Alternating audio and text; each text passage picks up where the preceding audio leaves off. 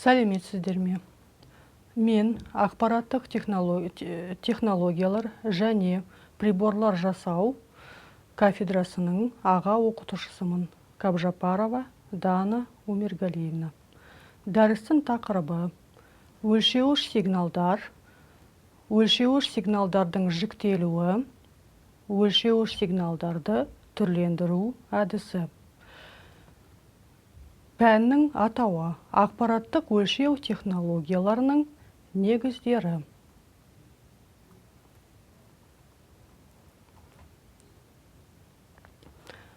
Дәрістің жоспары.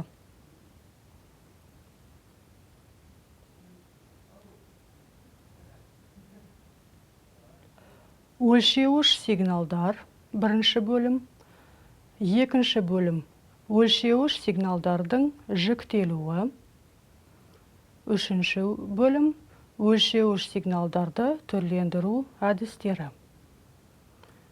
Бірінші бөлімнің басы өлшеуіш сигналдар. Сигнал деп хабарды жіберу және тіркеу, бейнелеу үшін қызмет ететін бұл қандай да бір объектінің физикалық жағдайын уақыт бойынша өзгеретін процесті айтады. Оларға жататындар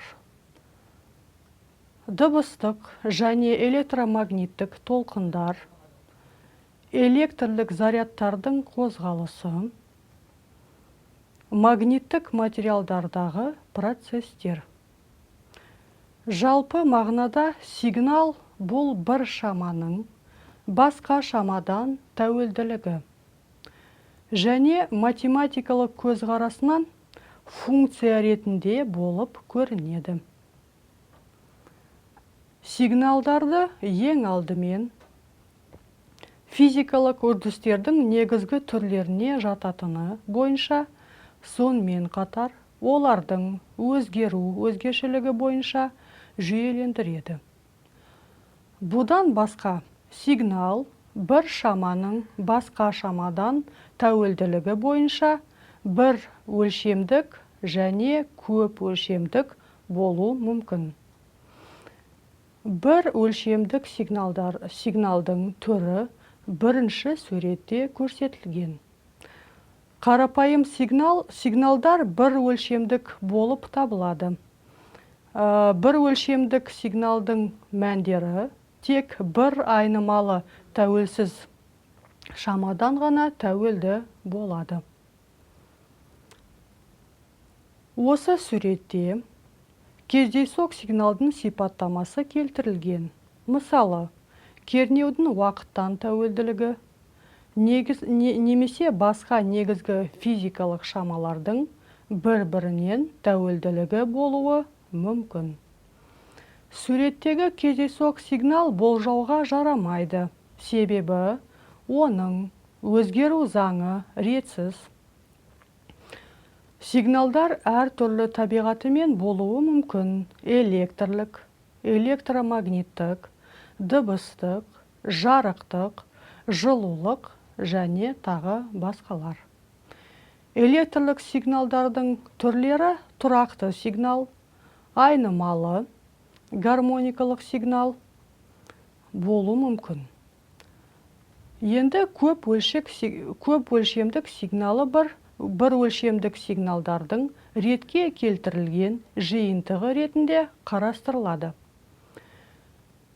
Көп өлшемдік сигнал өзінің аргументі бойынша әртүрлі ұсынуға ие болу мүмкін. Мысалы, екінші суретте келтірілген сейсмиялық профилінің толық акустикалық сигналы. Кеңістік бойынша дискреттелінген, ал уақыт бойынша үздіксіз. Өлшеу техникада сигналдарды өңдегенде бір өлшемдік және екі өлшемдік сигналдың функцияларымен шектелінеді. Осы суретте өлшенетін шаманың X, Y физикалық шамаларынан тәуелділігі келтірілген.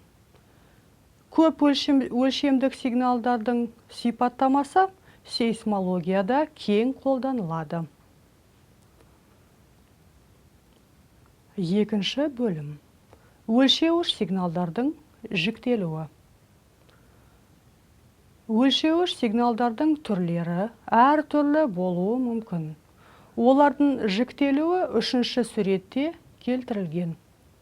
Сөйтіп, ақпараттық және уақыттық параметрін өлшеу өзгешілігі бойынша сигналдар аналогтық, дискреттік және сандық түрге бөлінеді. Сурет 3. Мұнда өлшеуіш сигнал ретінде өлшенетін физикалық шама туралы санды ақпаратқа ие болатын сигналды қарастырамыз. Ал аналогтық, дискреттік және сандық сигналдар уақытында тұрақты немесе айнымалы болуы мүмкін.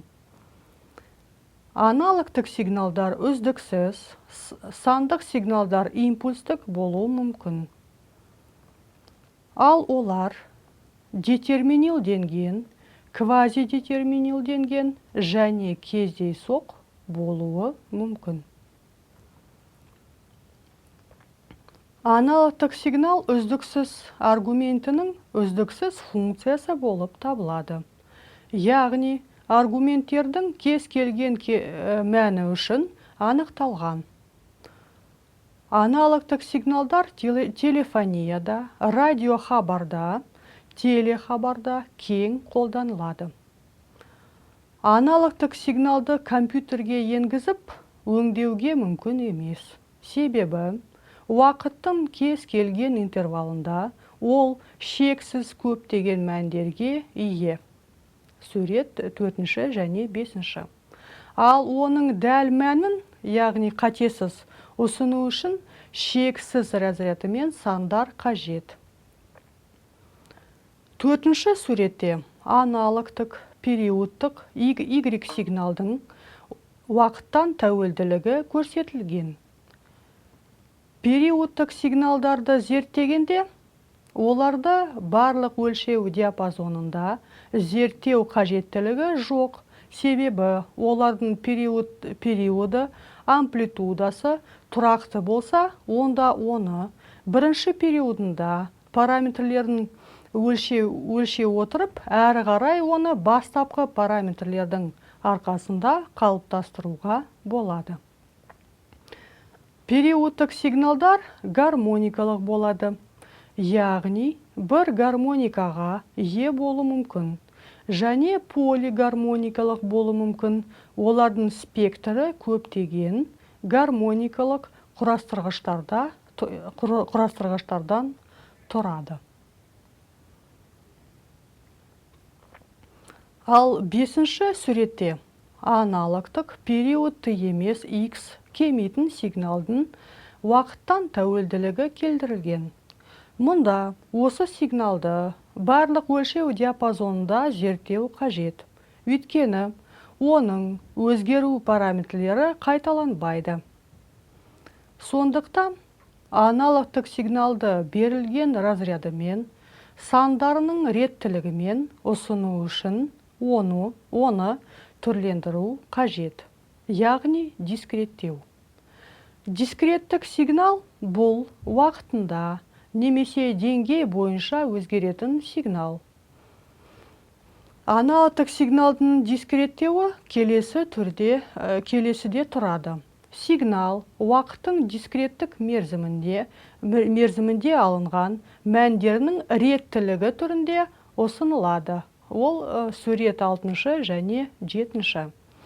Олар есептеулер деп аталады, ал уақыт мерзімдері дельта Т дискреттеу интервалы деп аталады. Яғни 6 суретте периодтық дискреттік Y сигналдың уақыттан тәуелділігі келтірілген. Ол ең алдымен аналогтық, периодтық Y сигналымен ұсынылған. Одан соң дискреттік түріне түрленді. Мұнда аналогтық түрінен көрі ол тек 1, 2, 3, ары қарай 8 секундында ғана нақты мерзімдерді береді. Ал мысалы 1,1, 1,5, ары қарай 2,3, 4,5 мысалы уақыт мерзімдерінде 0 мәнін көрсетіп отырады. Ол периодтық болғандықтан оларды барлық өлшеу диапазонында зерттеу қажеттілігі жоқ. Себебі олардың периоды, амплитудасы тұрақты, онда оны бірінші периодында параметрлерін өлшей отырып, әрі қарай оны бастапқы параметрлердің арқасында қалыптастыруға болады. Ал 7-ші суретте периодтық емес дискреттік Y кеметін сигналдың уақыттан тәуелділігі келтірілген. Мұнда да жоғарыда айтқандай жағдай болады. Яғни әрбір tn уақыт мерзіміне нақты шама сәйкес келеді. Ал басқа мерзімінде 0 мәнін көрсетіп отырады. Мұнда осы сигналды барлық өлшеу диапазонында дискреттеу қажет. Өйткені оның өзгеру параметрлері қайталанбайды. Енді дискреттеу қадамын қарастырайық. Дискреттеу қадамы бұл екі шектес дискреттеу мерзімдердің арасындағы уақыт аралығы. Дискреттеу қадамы тұрақты немесе айнымалы болуы мүмкін. Сандық сигналдар деңгей бойынша квантталынған және уақыт бойынша дискреттелінген. YSNT сигналдар олар квантталынған кестелі функциялармен, яғни квантталынған реттілігімен сипатталанады. Және де дискреттік NT уақыт мерзімінде ғана дискреттік ретінің мәндерін кванттау деңгейлерін H1, H2, Hn қабылдайды. Сонымен сандық сигнал бойынша, мәндер бойынша квантталынған және де аргумент бойынша дискреттелінген. Аналогтық сигналды шекті разрядтылығының реттілік сандарымен ұсыну үшін оны ең алдымен дискретті сигналға түрлендіріп, одан соң кванттау қажет. 8-ші суретте периодтық Y сигналымыздың сандық түрінде сипаттамасы келтірілген. Мұнда тек 1-ші, 2-ші, әрі қарай 8-ші секундында сандық мәндерді ғана аламыз. 1,5, 2,3, 4,5 уақыт мерзімдерінде 0 мәнін көрсетіп отырады.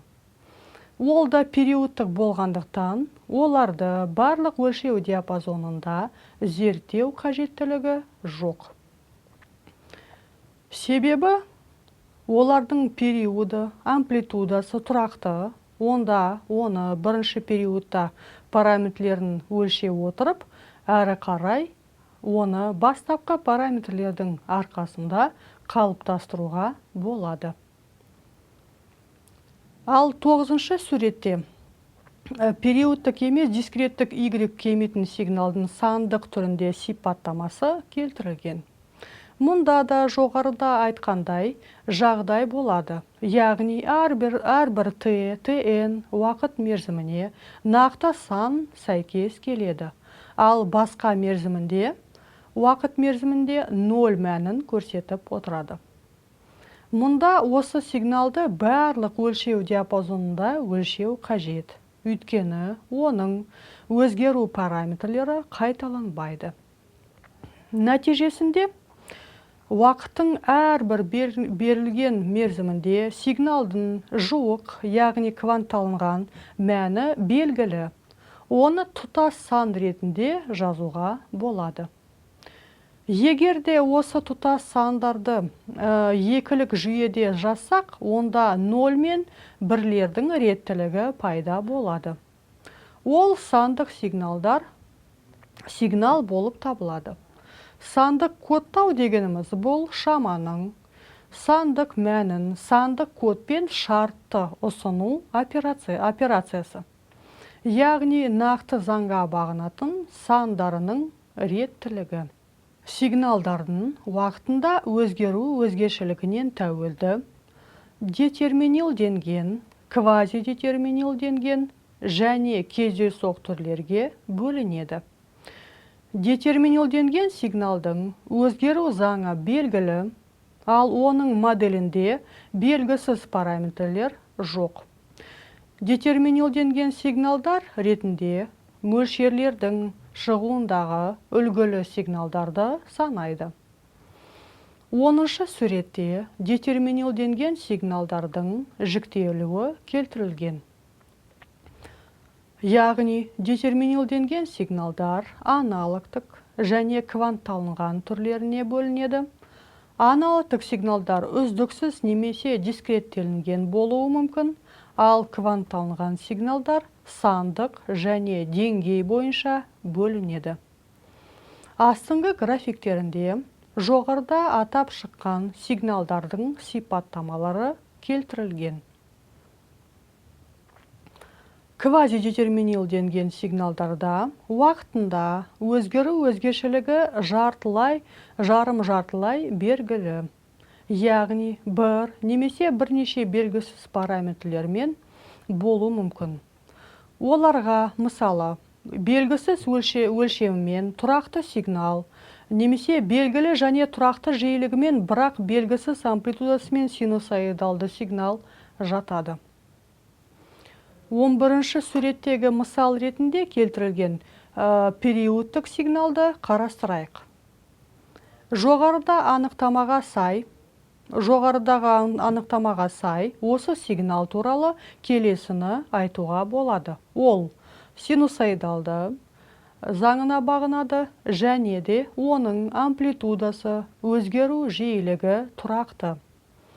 Бір белгілі шаманың арқасында басқа шамаларды берілген формулалары арқылы анықтауға болады. Ол периодтық болғандықтан оны барлық өлшеу диапазонында зерттеу қажеттілігі жоқ. Себебі олардың периоды, амплитудасы тұрақты, онда оны бірінші периодында параметрлерін өлшей отырып, әрі қарай бастапқы параметрлердің арқасында қалыптастыруға болады. 16-шы суретте үш деңгейлі кең импульстік модуляциясы көрсетілген. Кең импульстік модуляциясында мәліметтің лездік мәндерінің әсерімен тасымалдайтын сигналдың ұзындығы немесе ені өзгереді. Мәліметтің лездік мәні артқанда импульс кеңейеді, ал кемігенде сығылысады. Импульстардың жиілігі мен амплитудасы өзгермейді. Мысалы, 16-шы суретте үш деңгейлі кең импульстік модуляциясы көрсетілген. Осы модуляция айнымалы жиілігімен асинхронды электр жетектерді басқару үшін қолданады. Мұнда кең импульстік модулятордан шығатын кернеу орауға беріледі. Ол көк сызықпен көрсетілген В. Машинаның статорындағы магнит ағыны қызыл сызықпен көрсетілген Б. Суреттегі магнит ағыны синусоидалды формасына жуық. Бұл кең импульстік модулятордың арқасында қамтамасыз етіледі. 17-ші суретте импульстік модуляциялардың түрлері келтірілген. Амплитудалық импульстік, кең импульстік, жиіліктік импульстік, амплитудалық импульстік, кең импульстік модуляциялардың ерекшеліктерін біз жоғарыда қарап шықтық. Енді нақты жиіліктік импульстік модуляцияны қарастырайық. Жиіліктік импульстік модуляцияда тұрақты формасымен импульстардың жиілігі өзгеріп отырады. Өлшеу техникада негізгі сигнал ретінде келесі сигналдармен пайдаланады. Тұрақты сигнал Z, T, уақытынан тәуелділігі тең XM, гармоникалық сигнал ZT тең XM косинус омега 0Т плюс фи импульстардың периодтық жүйесі. Масштабты сызықты түрлендірумен шығу сигналды алу операциясын атайды. Оның ақпараттық параметрі кіру сигналдың біртекті ақпаратты параметріне пропорционалды. Оларда өлшемдер пайдаланады. Өлшемдер бір мәнді және көп мәнді болуы мүмкін. Олар бір каналды реттелінетін және көп каналды реттелінетін түрлерге бөлінеді. Бір каналды реттелінбейтін өлшемдерде бір өзгеріссіз өлшем шамасын көрсетеді. 16-шы сурет. Оның теңдеуі келесі болады.